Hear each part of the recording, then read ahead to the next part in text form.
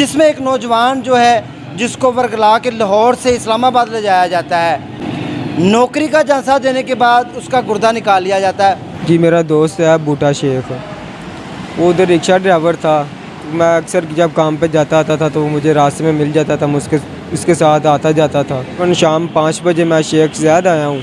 बूटा और इसके साथ लेडीज़ थी सफ़िया बीबी। इन्होंने मुझे बोला कि गाड़ी में बैठो, आपको काम दिखा के लाना है। सफ़िया बीबी ने मुझे जूस का डब्बा दिया पीने के लिए, तो मैंने वो जूस पिया और मेरे साथ सफ़िया ने बातें करनी शुरू कर दी हैं। जब मुझे होश आया तो मैं एक कोठी में मौजूद था। मैं होश में आया, वहाँ पे 3 लोग मौजूद थे, डॉक्टर ज़फ़रुल्ला, इजाज़ ज़फ़र चीमा और इजाज़ कालिया। ये तीनों वहाँ पे मौजूद थे। इन्होंने मेरे मुख्तलिफ ब्लड टेस्ट करने शुरू कर दिए। जब मैं होश में आया हूँ तो मैंने उठने की कोशिश की, मुझसे उठा नहीं गया।